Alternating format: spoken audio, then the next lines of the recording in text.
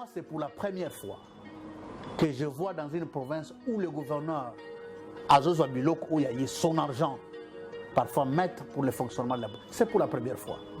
C'est que nous avons toujours vu. En termes de dettes.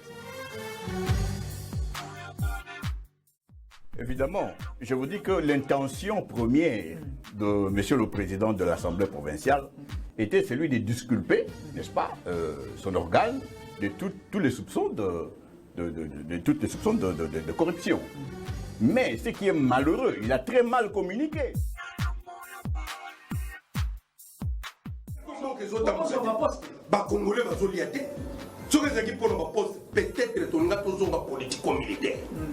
Mais on a refusé.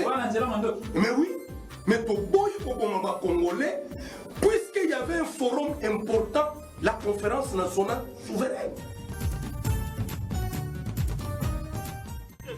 Non, soyons sérieux, monsieur. Soyons sérieux. C'est à la présidence. Mais c'est lui qui gère la présidence. Il a gagné ce qu'on vient de nous voler.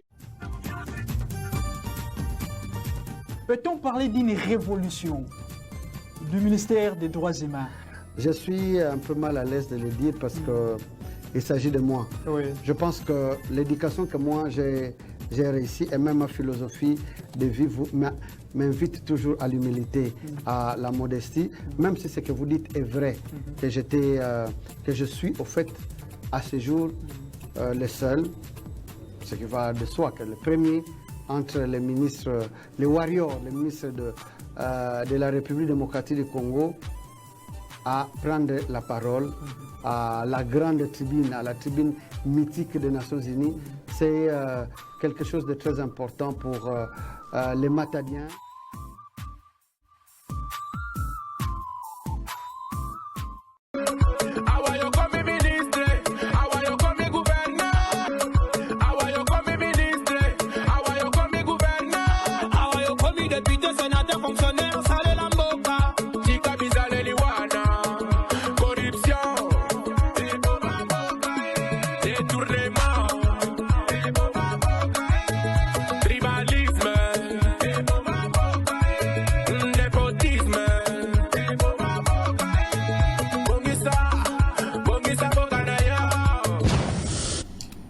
Mesdames et messieurs, ça a toujours été un grand plaisir pour nous de vous savoir nombreux devant vos postes télévisés pour suivre ces magazines Tempête politique sur les antennes de la radio-télé Boula Matadi, sur toutes nos plateformes de diffusion également. Entendre parler par là, il s'agit de notre page officielle Télé Boula Matadi, page Facebook et aussi YouTube. Boula Matadi officielle, mais également, vous pouvez également suivre cette émission Tempête politique sur sa propre chaîne YouTube. Il suffit de taper Tempête politique TV, vous verrez. Mesdames et messieurs, c'est un grand plaisir pour nous. Et aujourd'hui, c'est un nouveau numéro. Vous êtes sans oublier que la province du Congo central est dans la fièvre justement des élections. Il s'agit là, bien entendu, de l'élection du 5 membres qui vont composer le bureau définitif de l'Assemblée provinciale du Congo central. Oui, la bataille est lancée, la course est lancée. 5 postes à pourvoir, oui, 5 postes pour composer le bureau définitif de l'Assemblée provinciale du Congo central. La campagne débute aujourd'hui jusqu'au demain, puisque le samedi, les députés provinciaux vont aller dans les urnes pour voter leur père. Et aussi, dans cette émission, nous allons passer en revue, oui, de façon vraiment très brève, parler un tout petit peu d'élection également du gouverneur et vice-gouverneur, pourquoi pas sénatorial, qui se pointe également à l'horizon, le 29 avril 2024. C'est dans peu de jours, dans presque 2 semaines et quelques jours, que les députés vont aussi aller aux urnes pour voter le prochain locataire du gouvernorat du Congo central, ainsi que son colistier, et aussi les sénateurs, mais c'est les sénateurs qui vont précéder. Et pour en parler, mesdames et messieurs, nous recevons pour vous en exclusivité M. Gilles Tchoumoulenda, que nous recevons en qualité d'analyste politique. Bonjour M. Gilles Tchoumoulenda. Bonjour M. Osé, bonjour à tous les téléspectateurs de cette chaîne qui nous regarde. Voilà. C'est pour nous un grand plaisir lorsque nous vous recevons dans cette émission, car la population a toujours eu de bénéficier de vous de belles analyses. Oui, merci beaucoup, surtout quand ça vient de vous. Voilà, mesdames et messieurs, c'est lui notre invité exclusif pour ce numéro spécial Tempête politique Avec M. Gilles Tchoumoulenda, analyste politique, nous parlons, je l'ai bien dit en amont de cette émission, élection du bureau définitif de l'Assemblée provinciale du Congo central. Défi à relever, oui, défi, mais aussi les attentes de la population, parce que cette chambre, elle est la représentation de la population du Congo central. Et la population attend beaucoup de ces députés, oui, mais ces députés qui doivent être conduits par un bureau définitif, par 5 membres qui vont composer ces bureaux définitifs. Il s'agit du poste du président de l'Assemblée provinciale, vice-président, rapporteur adjoint ainsi que questeur. Ce sont là les 5 postes à pouvoir pour le bureau définitif de l'Assemblée provinciale du Congo central. Jules Tchoumoulenda. Déjà, nous avons remarqué sur la liste qui a été publiée par la commission chargée d'organiser cette élection, le nombre de postulants au poste du président de l'Assemblée provinciale est vraiment réduit. 3 noms qui sont repris, je cite, l'honorable Papi Montezolo, l'honorable Yobila ainsi que l'honorable Arli Kouti.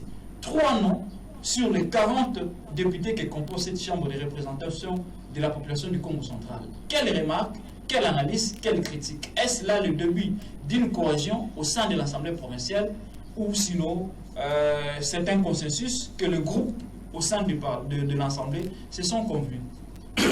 Merci beaucoup, José. Je présente toutes mes excuses aux téléspectateurs. Je ne suis pas en forme. Hein.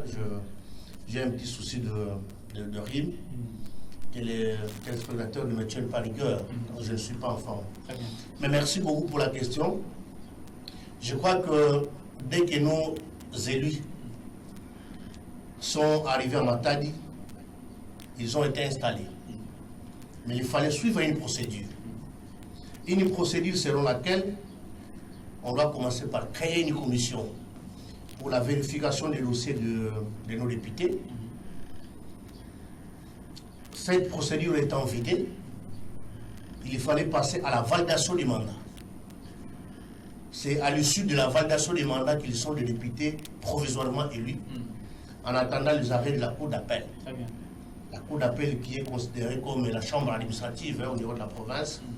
On a statué sur certains contentieux électoraux, et maintenant que la Cour d'appel a rendu son arrêt définitif, il reste l'installation définitive du bureau. Mais puisque vous posez la question sur la composition du bureau, notamment sur le poste du président, on voit que 3 noms sur les 40. Cela prouve l'intérêt que nos députés accordent à ce qu'ils font. Parce que vous savez, même les poissons commencent à pourrir par la tête. Si vous n'avez pas un très bon président de l'Assemblée provinciale, le reste n'est que foutu. Très bien. C'est comme ça, nous avons l'honorable Papi Montezolo, l'honorable Thomas Yobila et l'honorable Arli Kouti. Mais vous savez, nous avons comme l'impression que l'honorable Didier, lors de son passage à l'Assemblée provinciale, avait résumé tout ce que nous on pouvait dire. Parce qu'il a été tellement clair que nous avons difficile à parler après lui. Parce qu'il a ramassé tous les points qui pouvaient nécessiter des analyses. En ce qui nous concerne, nous avons un point de vue à émettre. Parce que nous n'avons que cette province comme province. Nous n'avons que le Congo central comme province. Nous y accordons un intérêt particulier. Donc, si nos institutions marchent bien, nous avons la vive conviction que tout ce qui se passe chez moi au village peut trouver des solutions par les billets de mes députés élus de Lukula. Nous avons estimé que le candidat qui peut porter la présidence, le candidat qui peut mener la politique de la présidente de l'Assemblée provinciale, c'est Papi Montezolo, pour plusieurs raisons. Très bien. La première raison, il a un parcours politique. L'honorable Papi Montezolo ne sort pas comme quelqu'un qui vient de nulle part. Il est député élu national, je crois de 2011. Il est vice-ministre des ITPR. Il est aujourd'hui élu député provincial. Donc, de par son parcours parlementaire, il a déjà plus de 5 ans comme député national. Il a été vice-ministre aux ITPR. Aujourd'hui, il est député provincial. Je crois avec l'expérience qu'il a acquise pendant tous ces temps. Président national d'un parti politique. Président national d'un parti politique. Nous pouvons dire qu'il aura assumé les responsabilités de présider à bien cette institution qui est la première en province. Nonobstant les autres candidatures que nous trouvons des fantaisistes pour vouloir embrouiller la situation, parce que si on s'en tient aux compétences et à la carrière, à l'expérience, il n'y a pas photo, il n'y a pas match. Très bien. Alors, est-ce que la candidature de l'honorable Papi Montezolo au poste du président de l'Assemblée provinciale du Congo central, peut-on dire que c'est une candidature de cohésion au sein de l'Assemblée provinciale? Mais je vous ai dit que les députés se sont retrouvés autour d'un projet. Les projets, c'est le Congo central. Tous viennent d'une campagne électorale. La majorité, nonobstant les circonstances qui ont fait qu'on puisse coopter, je crois, trois députés, 3 chefs coutumiers qui sont devenus députés provinciaux. Les 37 députés qui sont élus viennent tous de la campagne électorale. Ils sont conscients des difficultés qui se passent dans leurs circonscriptions respectives. Ils se sont dit, retrouvons-nous autour d'un projet que chacun de nous mette du sien. Ils ont trouvé un candidat gouverneur. Ils ont trouvé un candidat vice-gouverneur. Ils ont trouvé un candidat président. Parce que vous avez écouté l'honorable Didier Congo qui a dit que depuis un certain temps, les députés sont considérés comme de moins que rien. On est à la fin de l'année, un député, il ne faut pas qu'à la sauce sur 2 personnes. Un député ne peut aller chez lui qu'avec quelques centilitres d'huile végétale et tout. Nous, quand on est arrivé, quand les députés sont arrivés pour la première fois ici au Congo central, la législature 2006-2011, les députés, c'est des grands messieurs. Vous croisez un député, vous avez la possibilité de vous retirer à 4-5 mètres parce que c'est le représentant de toute une population. Alors cette dégradation du traitement du député provincial, parce que nous sommes sans ignorer que le gouvernement provincial donne un appui budgétaire à l'Assemblée provinciale pour les fonctionnements et consorts, mais et que vous avez dit vous-même, depuis un certain temps, vous êtes collé au propos du député provincial Didier Congo, depuis un certain temps, le député provincial du Congo central est devenu à l'échelle de botte, est devenu un papier qui, devant un ministre, devant un gouverneur, n'a pas assez de valeur parce qu'on a réussi à appauvrir ces députés provinciaux. Est-ce que c'était dû justement au manque de la politique appliquée par le président de cette institution ou à d'autres problèmes, notamment lui-même, la personne du député qui ne s'était pas donné de la valeur? Non. Je crois qu'il faut partir sur plusieurs exemples. Les députés et la représentation du peuple. L'Assemblée provinciale, donc je parle du député qui représente le peuple au sein de l'institution Assemblée provinciale. Mais lorsque le député arrive, le législateur a commis, je ne sais pas si ce sont des petites erreurs qu'il faut corriger au courant, le budget de l'Assemblée provinciale ne marche pas dans les finances de la province. C'est au niveau national. Et le député provincial peut passer 10, 13, 14 mois sans être payé. Vous comprenez, il se retrouve dans quelle situation? C'est comme ça qu'on a trouvé une formule qui peut faciliter certaines choses. Les appuis budgétaires. Mais depuis que Moutamout est arrivé sur le Congo central, il ne paye pas. J'ai appris que 17 mois d'un paiement d'appui budgétaire qui a été enfoncé également par le gouvernement Guiban. Non, il faut noter que pendant le passage du gouverneur à Toué-Justin, tout était OK. C'est vrai que pendant le règne du gouverneur Ato, on pouvait passer 1 mois, mais c'était de manière régulière. Mais tous les 9 mois du gouverneur Justin, il les a payés. Donc les appuis budgétaires ont été payés. Mais depuis que Moutamout est arrivé, on n'en parle presque plus. Vous voyez un député qui a une base à entretenir, un député qui a un chauffeur, un député qui a un assistant qu'on ne paye pas à l'Assemblée provinciale, mais qui est père de famille. Vous voyez un peu, on les met dans quelle situation? Donc il est obligé de manœuvrer autrement pour trouver des solutions parce que les enfants doivent aller à l'école, on doit payer les loyers. C'est comme ça, vous avez vu la législature passer, et on a presque saboter les députés, à certains députés qui ont été déguerpis de leur maison, faute de loyer et tout et tout.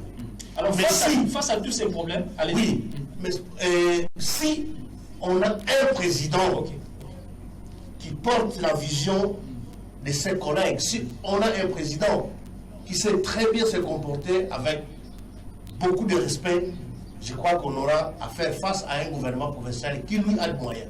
Parce qu'il faut comprendre que c'est l'exécutif provincial qui gère. L'Assemblée provinciale donne les moyens, mais la gestion c'est à l'exécutif provincial.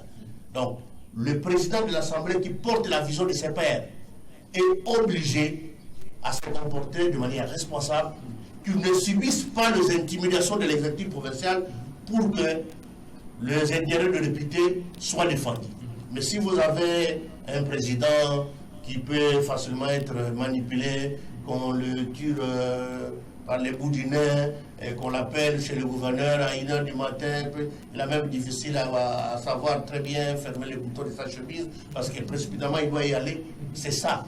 Mais avec la personnalité de l'honorable Papi Mantezoulou, je crois que le gouverneur qui sera élu ne pouvait pas oser lui dire des choses pour des deals et tout, parce que en réalité, si la collaboration est franche, c'est pour l'intérêt de la population. Très bien. Vous savez, ce sont les députés qui prennent les désidérata de leur circonscription électorale, qui les amènent à l'Assemblée provinciale, on les coule sous forme de loi de finances et on donne à l'exécutif provincial qui lui a des moyens pour les exécuter. Mais semblez-vous que si les choses se passent de manière où on peut mettre une marionnette, qu'on peut manipuler, une marionnette qui peut leur faciliter à la signature de certains documents et tout, comme nous en avons vu la fois passée, et on a pris 6 millions de dollars, on appelle... voilà, le gouverneur a venu se justifier tout ça, il trouve des astuces et tout. Je crois qu'avec Papi Mantezoulou, on ne peut plus revivre ces choses. Figurez-vous que la dernière session de septembre 2023, et tiens, vous arrêtez. On n'a jamais convoqué cette session. La session a été convoquée, mais puisqu'on craint qu'on va voter les présidents de l'Assemblée, tout ça, parce qu'il y a des intérêts à protéger de l'autre côté, les 6 millions qu'on a pris, on risque de le justifier, tout et tout. Vous avez vu comment les choses se sont passées. Donc, nous prions que les choses se passent comme nous l'estimons, que les députés provinciaux fassent confiance en l'honorable Papi Mantezoulou au poste du président, parce qu'avec lui, le Congo central, l'institution Assemblée provinciale, peut reprendre la valeur qu'elle a perdue depuis 4-5 mois de la législature passée. Très bien. Alors, vous convergerez avec moi que l'Assemblée provinciale du Congo central, dans les 5 ans passés, nous avions eu 5 gouverneurs qui ont défilé à la tête de la province du Congo central. Et cette assemblée qui a été pointée du doigt à plusieurs reprises, des députés réputés de corrompus. Nous avons vu même le président, l'ancien président de l'Assemblée provinciale, Jean-Claude Mouemba, avant défendre le gouverneur actuel, défendre la corruption qui a été visiblement comme ça, qui a sauté aux yeux, et par après il est revenu, alors qu'il n'était plus dans les jeux, il est revenu pour faire des déclarations qui ont bougé, pour dire que ben voilà, nous avions eu un mot d'ordre pour voter ce monsieur, ben, parce qu'il a été dessus par la suite. Mais cette assemblée provinciale qui a connu le problème, cette assemblée provinciale mal réputée sur l'échiquier national, est-ce qu'avec l'honorable Papi Mantezoulou, les choses vont revenir sur les rails? Est-ce qu'avec l'honorable Papi Mantezoulou, l'Assemblée provinciale du Congo central va revêtir sa belle robe, va regagner sa réputation comme toujours? Est-ce qu'avec l'honorable Papi Mantezoulou à la tête de cette Assemblée, la population va encore revivre ce qu'on entend parler par le contrôle parlementaire?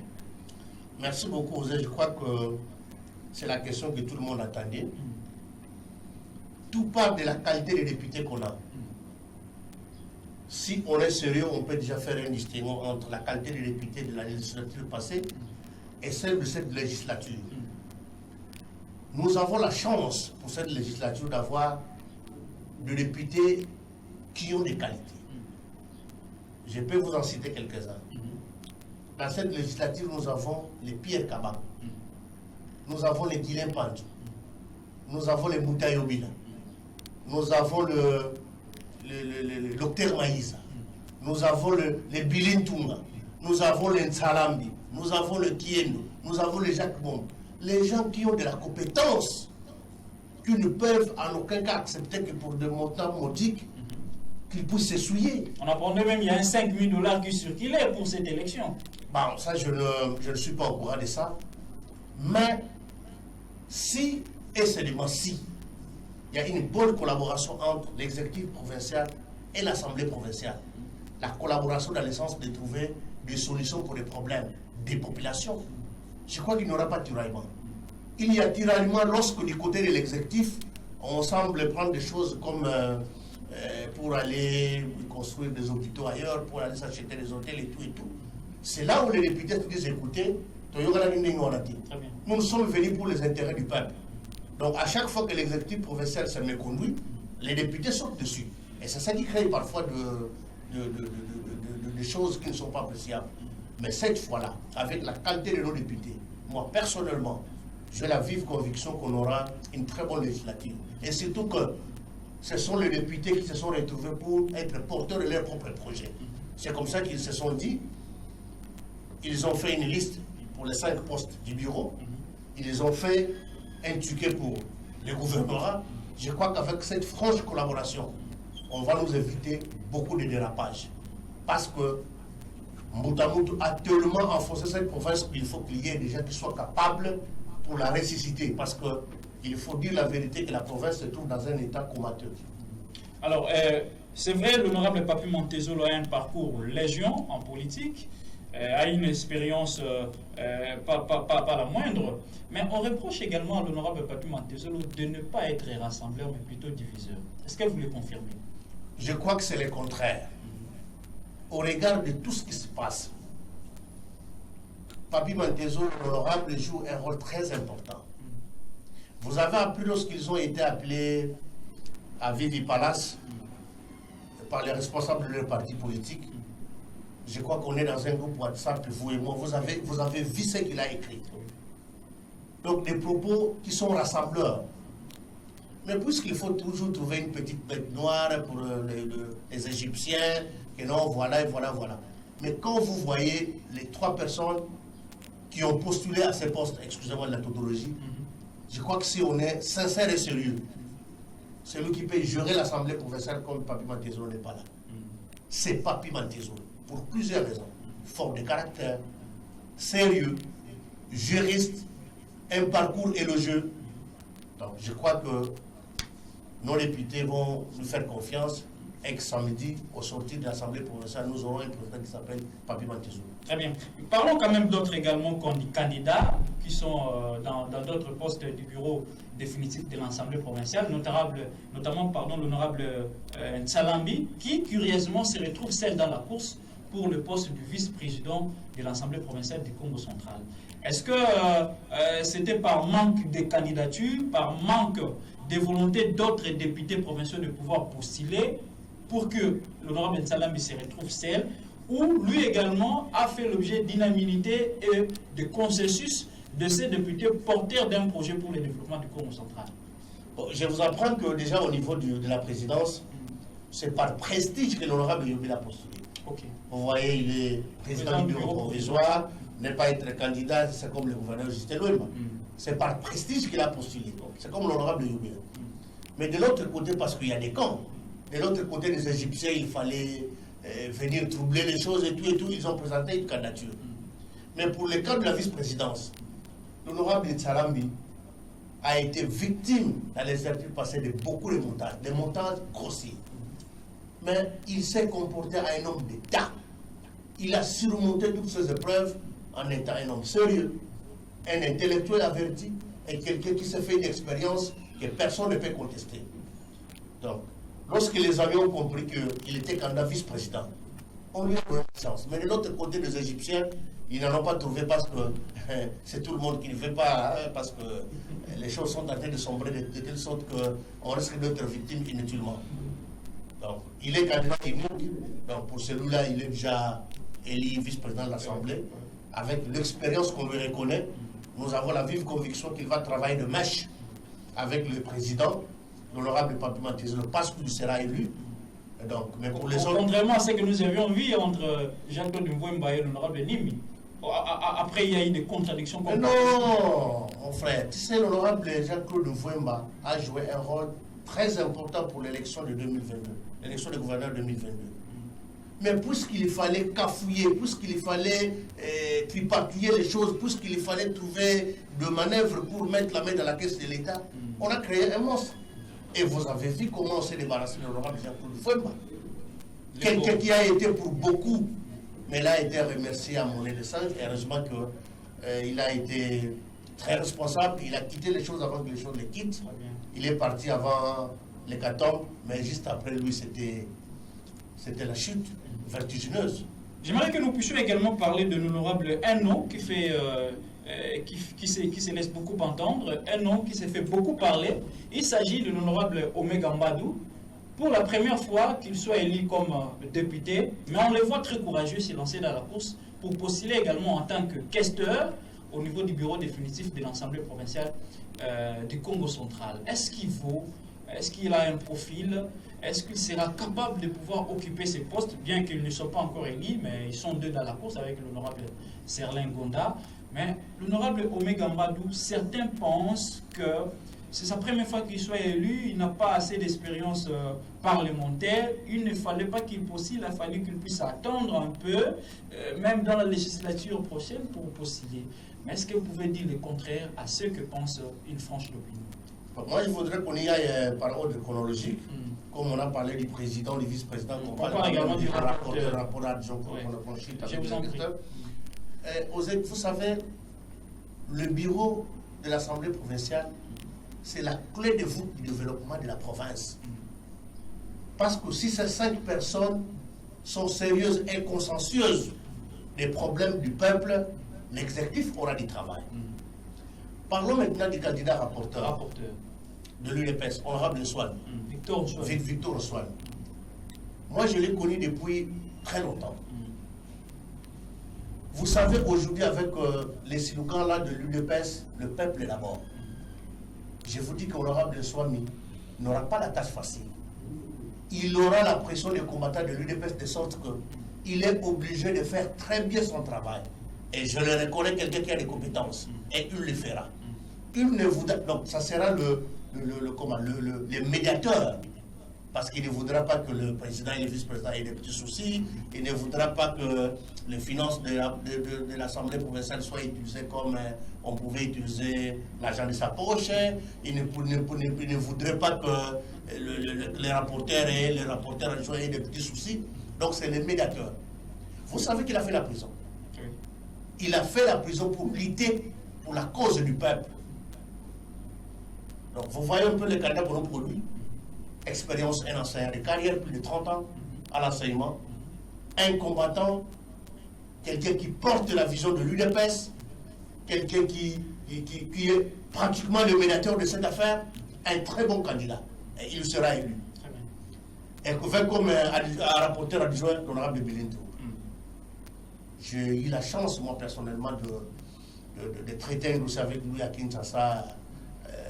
J'ai été épaté, silencieux, très intelligent. Quelqu'un qui a une grande expérience dans la gestion des affaires parce que c'est un opérateur économique sérieux. C'est quelqu'un qui est dans les affaires. Honorable Bilin Tounga, si ça ne dépendait que de moi, si j'étais député provincial, je n'aurais pas réfléchi deux fois. Pour le voter comme rapporteur adjoint. Vous voyez les gens que la dynamique de député aligne. Parce qu'ils sont porteurs de la vision. Ils savent à quel poste il faut X joueurs. À tel poste, il faut Y joueurs. À tel poste, il faut Y joueurs. Donc nous avons l'honorable Papi Antezol, président. Nous avons honorable Ntsarambi, vice-président. Nous avons honorable Victor Nsouane, rapporteur. Nous avons honorable Bilintung, rapporteur adjoint. Et puisque vous parliez de l'honorable Omega, oui, qui a postulé au poste du questeur. Pour la première fois que je vis l'honorable Omega, c'était à bon malheur de la campagne électorale, on ne sait qu'on ne sait pas. Puisqu'il venait d'arriver en province, je suis allé le voir dans son bureau avec certains de mes amis. Ils ont eu la chance d'avoir un papa qui les a éduqués. Le fait Jacques Mbadou aussi. Oui. qui a laissé beaucoup de traces en tant que gouverneur. Ils ont eu la chance d'avoir un parent qui les a scolarisés. Il a fait de très bonnes études. Ça se lit en l'entendant parler. Un très bon français, cohérent, sérieux. Ceux qui le connaissent dans ces affaires disent qu'un homme extrêmement sérieux. Donc, quand j'ai appris que c'est lui le candidat questeur, parce que la question c'est les finances. C'est les finances. Donc, si vous avez quelqu'un qui n'est pas sérieux, dans ma maman ou tout ça, figurez-vous qu'on peut prendre pour aller prendre sa cigarette et tout. Mais je crois qu'avec l'honorable Omega, vous avez vu son CV dans les réseaux sociaux. Oui. Un CV alléchant. Un CV très alléchant. Donc, déjà du côté du bureau, nous avons l'espoir que ça va aller. Ça va aller. Parce que nous avons des défis énormes à relever en province. Il faut que les choses soient faites de manière sérieuse pour qu'on sorte de cette parcelle où une parcelle clôturée où on voit de bains, de caillasses, de jetés, tout ça, mais on ne voit pas le mieux sortir de cet endroit. Très bien. Eu égard des défis que l'Assemblée provinciale du Congo central doit relever, eu égard également des problèmes et difficultés qui traversent la province actuellement, vous pensez que le bureau de l'Assemblée provinciale serait mieux d'être composé au poste du président par l'honorable Papi Montezolo, vice-président l'honorable Nsalambi, rapporteur l'honorable Victor Nswami, rapporteur adjoint Bilintunga et questeur Omega Mbadu. Mais il s'est dit une chose, Gilles Nchumbulenda, que l'équipe s'occupe de Djogo Baleke Belé, système de G est très difficile parce que moi je suis pro, professionnel, ou un peu professionnel, et directement c'est les désordres, c'est l'incompréhension qui entre, et puis on a perdu l'objectif. Est-ce que ce serait le cas si et seulement si ces personnes dont vous voulez qu'ils puissent y être le membre définitif du bureau de l'Assemblée provinciale? Déjà, il faut dissocier le football à la politique, c'est des choses différentes. Il faut dissocier le football à la gestion, c'est des choses différentes. En matière de gestion, moi je suis un gestionnaire de formation. En matière de gestion, si vous ne mettez pas des gens qui sont sérieux, des personnes sérieuses, et vous avez vu les apprentis qui sont arrivés dans cette province. Vous avez vu où est-ce qu'ils ont amené la province. Parce qu'ils n'avaient ni expérience, ni expertise. L'expertise, c'est dans notre domaine. Mais dans le domaine où politique, dans la gestion. Qu'est-ce que vous allez reprocher politiquement dans l'honorable Papi Montezolo? Qu'est-ce que vous allez reprocher à l'honorable Bilintunga? Qu'est-ce que nous allons reprocher à l'honorable Nsalam? Nous les avons vus travailler politiquement. Moi, je vous dis que je connais l'honorable Victor Nswami, je les connais.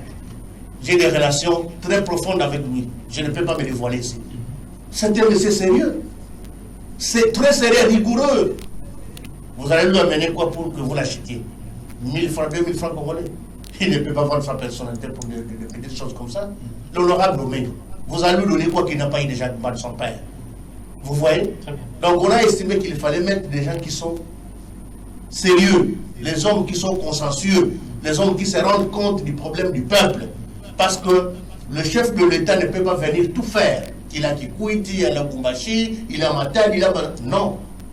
Les provinces peuvent aider à atteindre les objectifs du chef de l'État. On a construit le stade. Le chef de l'État s'est dit, on a un stade. On peut construire un aéronef, on peut faire ceci, on peut faire cela. Tout contribue au mandat du chef de l'État. Donc, comme c'est le dernier mandat du chef de l'État, nous n'acceptons pas que le chef de l'État soit victime des invectives, comme ça a été le cas pendant la campagne électorale. On insultait une autre personne, mais les chaînes internationales, on collait ça au chef de l'État et tout et tout. Nous n'avons plus besoin de ça. Alors, il est sur le gouverneur sortant. Naturellement, il est sur un individu et puis on prend encore le chef de l'État, voilà, il est haï, à Matad, il a été lynché et tout et tout. Nous n'avons plus besoin de toutes ces personnes. Nous avons besoin de personnes qui sont compétentes. C'est comme ça qu'eux-mêmes, les députés, se sont dit ce n'est pas un groupe d'individus, c'est l'ensemble de députés. Qui se sont ceux qui se soucient des problèmes du peuple. Bon, qui réellement pensent que nous pouvons faire quelque chose. Mon frère, j'ai dit ça sur un plateau de télévision. Moi, je vis à Kinkandi. Mais chez moi, je viens de faire 3 moments et demi. Je suis à Kinkandi. Donc, si vous n'avez pas de stabilisateur, vous allez abîmer tous les appareils que vous avez. Ici à Matad. Nous n'avons pas de route bretelle. Alors qu'avec le moyen dont dispose l'exécutif professionnel, on peut faire ça. C'est comme ça que nous devons avoir un bon bureau qui va initier des contrôles parlementaires, les députés vont contrôler les entreprises. Il y a l'État, ceux qui ont la compétence au niveau provincial, et pour les régies financières de la province et l'exécutif provincial en soi. Comment vous pouvez comprendre qu'on a institué la province qui sont à la 2 jours cassés, qui ont été accusés de malversations financières, arrêtés, jetés au NIOF, et qui ont été libérés sous condition, liberté provisoire. Mais continuez à jurer. Mais est-ce que vous avez vu les députés de la législature passée prendre les taureaux par les cordes, disant que Toké de Kotala, qu'est-ce qui se passe? Mais rien. Rien, parce qu'ils n'ont pas compris le sens de leurs responsabilités. Le gouverneur qui emprunte 6 millions de dollars et l'Assemblée provinciale incapable de pouvoir demander des justifications. On a vu un bureau qui freinait même un député d'initier les contrôles parlementaires alors qu'il était dans son droit et ses prérogatives en tant qu'élu. L'affaire redevance pétrolière, c'est depuis le mois de mars. Est-ce que vous avez déjà entendu de députés mener des marches pour... Parce que le montant est humanité. C'était par de 3 millions, c'était notre part de 1,5 million, c'était notre en arrive jusqu'à 5 millions de dollars le mois. Mais c'est nous qui sommes les patrons de cet argent. C'est notre argent à nous, le peuple. Est-ce qu'on ne peut pas nous amener... On ne peut pas nous amener à ce niveau-là. Si moi j'étais député, je crois qu'en 2070 ou 2080, si moi j'étais député, je vous dis, avant l'élection des gouverneurs, on aurait demandé à notre gouverneur de nous peindre les tableaux de la situation provinciale. Les finances de la province de Zawapi. Parce qu'il peut avoir la chance d'être réélu, c'est bon. Mais qu'on nous dise, nous avons quoi au passif, nous avons quoi à l'actif. Il peut partir, parce qu'il va partir. Mais celui qui va venir, qu'on sache que le gouverneur qui entre en fonction a coûté 1 million de francs congolais comme actif, a coûté 1 million de francs congolais comme passif. Parce que trop, ça en est trop. Trop, c'est trop. Merci beaucoup. Nous allons tourner la page pour épingler également quelques questions d'actualité, notamment le contentieux électoral pour les candidatures au poste du gouverneur de province dans la province du Congo central. Passez-moi la tautologie. Nous avons vu la cour d'appel du Congo central trancher sur les cas de l'honorable Grace Bilolo qui s'est pointé candidat gouverneur. Heureusement pour lui, Dieu merci, il est sorti sain et sauf par la grande porte et que sa candidature n'a pas fini à être invalidée comme l'a voulu les camps du gouverneur sortant Guy Bandou Ndungidi. Est-ce que vous pouvez comprendre, Gilles Ntsumbu, qu'il s'agissait d'une peur que le gouverneur sortant a face à la candidature de Grace Bilolo, qu'il ne voudrait pas affronter le 29 avril, mais a cherché tous les voies et moyens pour avoir son invalidation déjà avant même la course? Est-ce que ça, c'est la peur ou l'agitation de l'autre camp? Merci beaucoup. Je dis quelque part que le gouverneur, notre gouverneur, son excellence Guy Bandou, est comparable à quelqu'un qui est victime d'une noyade au fleuve. Il a tendance à s'accrocher à tout ce qui bouge. Que ce soit un morceau de bois, un papier, une feuille, il a tendance à s'accrocher. J'ai vu des juristes sérieux, des hommes respectables, dire que l'honorable Grace Bilolo est encore vice-gouverneur. En dépit du fait que la lettre de démission a été déposée, les véhicules de fonction ont été remis, la police lui a été retirée. Maître Diosso, Cédric, avocat au barreau de Bruxelles, a écrit même un message WhatsApp. Vous en êtes au courant, vous avez été avec nous au parc lorsqu'on est allé faire la dénonciation. Rappelant au vice-gouverneur de l'époque que vous êtes au vice-gouverneur parce que tu es déjà à l'Assemblée provinciale. Mais vous voyez la qualité des hommes politiques que nous avons payés. Vous dites des choses et les contraires en même temps. Donc, Dieu merci, les choses sont passées normalement. Mais il faut aussi suggérer que l'honorable Grace Bilolo a aussi saisi la même cour pour demander l'invalidation du ticket Bandou par le fait que son candidat vice-gouverneur, le professeur Val Massamba, n'a pas produit la preuve qu'il a démissionné de l'UTIA à son règlement politique, auquel il s'est présenté comme candidat député national. Sur le même cycle électoral, il s'est encore présenté comme candidat INC Et hier, nous avons été à la cour d'appel. Vous savez, lorsque l'affaire est en instruction, on ne commande pas trop. Mais on nous a produit une lettre de démission qui a ni accusé de réception. Attaque caché à Pambo, comme un numéro, tout ça, il n'y en a pas. Les avocats de l'honorable Grace Bilo l'ont qualifié ça d'torchon, que c'était fabriqué dans un des laboratoires de Bouima ou Coca et tout. Donc nous avons fait que ça va aboutir parce qu'on ne peut pas enfreindre la loi. Les jurisprudences sont légion. On a invalidé la candidature du président Adolphe Mozito en 2018. Les Palou se vit en conflit d'intérêts avec une nouvelle élan. Tout ça, ils ont dit écoutez, vous avez postulé comme Palou, vous allez postuler là-bas comme nouvelle élan et tout, ça ne peut pas être possible. Et il a été invalidé. Il n'y a pas plus tard que 4 ou 5 jours. Vous avez appris à Lubumbashi que nous avons connu ces problèmes. Bien que le ministère public, l'organe de la loi hier, a donné son avis, que la requête était recevable, mais non fondée, je crois qu'il a voulu trouver le juste milieu pour amener les candidats à aller se battre sur le terrain copieusement, qui ne sera battu. Mais je crois que comme le procureur ne lit pas la cour, le ministère public ne lit pas la cour, les affaires du ministère public ne lit pas la cour, nous espérons que Guy Bandou ne va pas arriver aux élections avec son candidat vice-gouverneur. Ils seront invalidés parce qu'ils sont tombés dans ce qu'on appelle conflit d'intérêts. Merci beaucoup, Gilles Tsumbu. Une toute dernière question pour clôturer cet entretien avec vous. Vous êtes sans ignorer qu'il y a un cas qui est vraiment très inquiétant au sein de l'Assemblée provinciale du Congo central. Il s'agit de contentieux entre Atumatu Bwana et Serlin Gonda. Mais jusque-là, Serlin Gonda continue à siéger, alors que la Cour d'appel du Congo central avait réhabilité Atumatu Bwana pour remplacer Serlin Gonda, mais qui malheureusement est allé au Conseil d'État pour attaquer la décision de la Cour d'appel du Congo central. Mais ce samedi, les députés vont voter les 5 membres qui vont composer le bureau définitif. Et que s'il arriverait que le Conseil d'État ne donne pas son arrêt avant la date du 15 avril et que l'honorable Serlin Gonda voterait, est-ce que cela ne va pas déranger ce processus électoral et qu'on puisse y arriver par après? Mais voilà, celui-là, il n'était pas valable qu'il puisse voter parce que voilà, il a été invalidé au niveau de la Cour d'appel du Congo central. Non, il faut être fait. Il ne s'agit pas de l'honorable Serlin Gonda. Pardon, Serge Mbolo. Il s'agit de l'honorable Serge Mbolo. Voilà. Bon, vous savez, la Cour d'appel qui fait office d'apport administratif au niveau provincial a statué. Ils ont programmé, d'abord la CENI a programmé provisoirement élu l'honorable Serge Mbolo et qu'en ayant introduit un recours sûrement, la Cour d'appel a rendu le résultat définitif au niveau de la province, proclamant l'honorable Atumatu Bwana élu. Mais l'honorable Serge Mbolo s'est senti lésé. Se disant, écoutez, c'est moi qui ai été proclamé par la CENI, tout ça.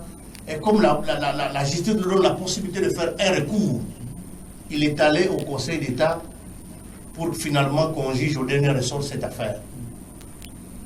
Mais puisqu'il siège encore au niveau de l'Assemblée provinciale, je ne suis pas juriste, je ne sais pas quelle est la procédure pour qu'il continue à siéger, je crois que la procédure est bonne.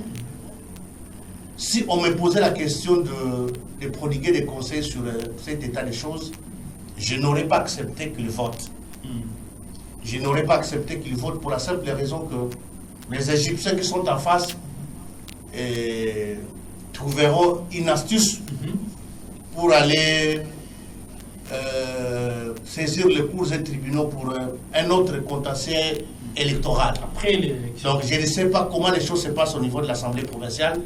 Est-ce qu'il y a une commission qui est instituée pour statuer sur ces sujets-là, où il y a des dispositions légales qui permettent à ce que l'honorable Serge Mbolo, qui est un député qui continue à siéger, parce que je lis la lettre qu'il a écrite que les effets sont suspensifs du fait qu'il ait saisi le Conseil d'État et qu'on aurait obtenu la suspension de l'arrêt de la Cour d'appel. Est-ce que c'est comme ça ou c'est pas comme ça? Je ne suis pas juriste, donc on ne peut pas m'en tenir rigueur, on ne peut pas me condamner sur les avis que je donne, ça n'engage que moi seul. Mais j'aurais souhaité que si l'Assemblée provinciale n'a pas créé une commission où il y a des dispositions légales qui peuvent régir cette citation, qu'il ne vote pas, pour qu'il ne donne pas la Libye aux Égyptiens de continuer à dire, écoutez, il a été élu, honorable Papi, Mantezola a été élu avec quelque chose de fraudé, honorable Nsalambi a été voté par quelqu'un qui n'avait pas qualité, honorable Nsouami également, honorable Bilintung et honorable Omega. Si ça ne dépend que de moi, qu'on mette en veilleuse la situation de l'honorable Serge Mboul, en attendant l'arrêt définitif du Conseil d'État, mais comme nous sommes du bon côté de l'histoire, comme nous sommes du bon côté des gens qui marchent pour l'intérêt du peuple, je crois qu'avant samedi, on peut lever l'équivoque et il peut totalement recouvrer ses compétences comme député provincial et ses possibilités de lire le bureau définitif parce qu'il en a droit. Merci beaucoup à vous, Gilles Ntsumbu Lenda, pour toutes ces analyses et nous pensons vous retrouver à la prochaine. Mais j'ai un petit mot, si vous pouvez me permettre de 30 ou 40 secondes. Allez-y. Je voudrais m'adresser objectivement aux honorables députés provinciaux. Demain, la campagne électorale aura bel et bien au sein de l'hémicycle pour que chacun des candidats membres, à chacun des députés qui est candidat au bureau, puisse exposer sur les prétentions à son poste. Chers honorables, vous savez que nous sommes au dernier virage pour les devenirs de cette province. Voter honorable Papi Mantezola comme président de l'Assemblée provinciale, c'est faire la volonté du peuple. Voter l'honorable Nsalambi comme vice-président, c'est vouloir résoudre les problèmes de vos circonscriptions respectives. Voter honorable Victor Nsouami au poste de rapporteur et Bilintunga comme rapporteur adjoint, c'est trouver des solutions pour les députés qui doivent être protégés. Et voter l'honorable Omega Mbadi comme candidat questeur, comme questeur, c'est protéger les finances de l'Assemblée provinciale. Donc, vous avez intérêt de choisir entre ceux qui vont protéger les intérêts de vous-même, honorable, ceux qui vont protéger les intérêts du peuple et ceux qui sont soumis au bradage des intérêts du peuple. Les bradages des intérêts du peuple, ce sont les Égyptiens qui sont à côté de vous. Faites le bon choix. Nous, le peuple, nous vous en serons reconnaissants. Très bon message et c'est par là qu'on se sépare avec vous, Gilles Ntsumbu. Merci. Merci beaucoup aussi à vous, chers téléspectateurs, pour avoir accordé toute votre attention à ces magazines Tempête politique de ces jours où nous avons réussi l'analyste politique Gilles Ntsumbu Lenda. Vous avez suivi ses interventions, toutes ces analyses et à vous, la population, de pouvoir tirer les sons. Nous avions parlé de l'élection du bureau définitif de l'Assemblée provinciale du Congo central qui aura lieu en date du 15 avril 2024 et aussi parler, bien entendu, des contentieux électoraux qu'il y a eu entre les candidats gouverneurs Dibandu Ndungidi et Grasso Bilolo. On se retrouve prochainement avec cette même chaîne, avec cette même émission Tempête politique, liberté, égalité et impartialité. À très bientôt. Au revoir.